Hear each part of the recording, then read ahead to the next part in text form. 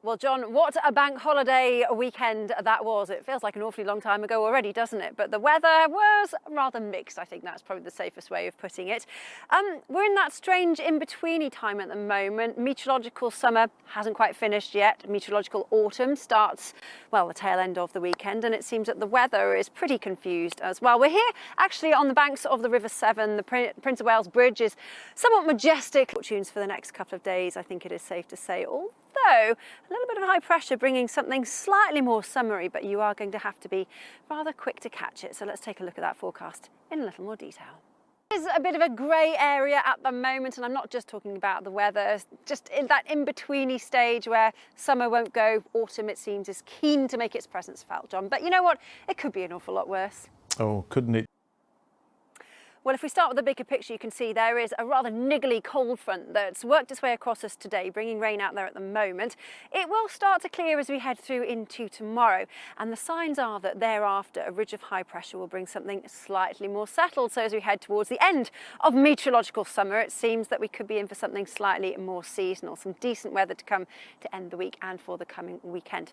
In the meantime, though, a little bit of weather to get through first, and I did say there's a little bit of blue cloud literally behind me, right on the edge of Wales. The rest of Wales is being battered already by some very heavy rain, that cold front, which will stubbornly persist as we head through this evening and into the overnight period, easing slightly by the early hours of tomorrow morning with lots of low cloud, misty, murky conditions too. Temperatures tonight hovering at around 13 or 14 Celsius, so actually despite the rain, feeling quite muggy. So as we wake then to tomorrow morning, it's very much a case of more of the same, that cloud and rain lingering in a line, if you like. It's a frontal system, but as the day progresses, things will start to settle down. The rain will fizzle out, it'll track its way further eastwards, and actually for the most part tomorrow is shaping up to be a pretty decent day. There'll be some high level cloud bubbling up as we head into the course of the afternoon, but lots of blue sky and sunshine, with the temperatures feeling, well, just a little bit more as we'd like them to at this time of the year. Highs of 21 or 22 towards the southeast, not surprisingly a little bit fresher towards the north and the west. Heading into your outlook stretch, a decent day for Thursday, a mixture of sunshine, the chance of showers, but as I said, settling down towards the end of the week. Meteorological autumn might be just around the corner, but summer, it seems, isn't quite ready to give up just yet. I'll have all the details on the forecast for you after the break. That is the hope, Gamal. Yes, maybe we should just not talk about the bank holiday weekend washout that it was for much of the UK. Let me issue a warm welcome to the banks of the Severn estuary. I'm here on the Wales side. England is just behind me, and the two are somewhat joined, if you like, by the Prince of Wales Bridge, formerly known as the second Severn crossing, and just about to celebrate its 30th birthday for winter. And birds in Scotland actually could be forgiven for, well, maybe making their plans to head off, because Scotland, I'm so sorry, you've really had it rough over the last few days, in fact weeks too. So much so that here you've had 250% of your August rainfall. That's 2.5 times the amount that you should have done. And by the end of play today, we could have up to 60 millimetres. That's quite a significant amount of rain, and does mean that localised flooding, surface spray on the roads could still be an issue. As far as the next few days are concerned, well, yes, not particularly settled, but temperatures starting to rise just a little bit. Highs of 18 in Scotland, Ireland, but here in Cardiff, well, Cardiff down the road, 22, London peaking at 28. But it is going to be a one-day offering only. Let's take a look in a little more detail.